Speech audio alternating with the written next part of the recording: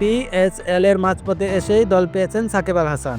গতকাল বুধবার জানা যায় চলমান আসরে লাহোর কালান্দার্সের হয়ে খেলার প্রস্তাব পেয়েছেন সাকিব। এরপর আজ ফ্র্যাঞ্চাইজিটির পক্ষ থেকে আনুষ্ঠানিকভাবে জানানো হয় পিএসএল এর বাকি অংশ খেলবেন সাকিব। আজ বৃহস্পতিবার পিএসএল খেলতে বিসিবির কাছে অনুমতি চেয়েছেন সাকিব। সবকিছু ঠিক থাকলে দীর্ঘদিন পর আবারও মাঠে দেখা যাবে টাইগার অলরাউন্ডারকে। আজ এক বিবৃতিতে সাকিবকে দলে নেওয়ার খবরটি নিশ্চিত করেছে লাহোর। মূলত কিউই অলরাউন্ডার ড্যারিল মিচেলের বদলি হিসেবে লাহোরে খেলবেন এই বাংলাদেশি অলরাউন্ডার। বিবৃতিতে আরও জানান, লাহোরের টিম ডিরেক্টর শামীম রানা বলেন, আমি সাকিবের লাহোর কালান্দার্স পরিবারে যুক্ত হওয়া নিয়ে রোমাঞ্চিত। তার অভিজ্ঞতা, স্কিল ও অলরাউন্ডার সক্ষমতা আমাদের দলের জন্য গুরুত্বপূর্ণ। আরও জানান, তার উপস্থিতি আমাদের স্কোয়াডে গভীরতা বাড়াবে।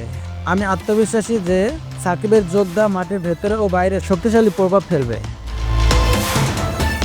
একই বিবৃতিতে নিজের প্রতিক্রিয়ায় সাকিব বলেন, এই মৌসুমের জন্য পিএসএল যুক্ত হতে পেরে আমি খুবই খুশি। আমরা টুর্নামেন্টের গুরুত্বপূর্ণ সময় আছে, যেখানে প্রতিটি ম্যাচ নিয়ে হিসাব হচ্ছে। এটা এমন একটি টুর্নামেন্ট যা দেখতে আমি পছন্দ করি। আমি মাঠে খেলার জন্য মুখিয়ে আছি। কালান্দার্সের দারুণ সমর্থক গোষ্ঠী, টিম স্পিরিট আছে। ভালো একটা ফল চায়, এমন দলের অংশ হওয়া নিয়ে আমি রোমাঞ্চিত।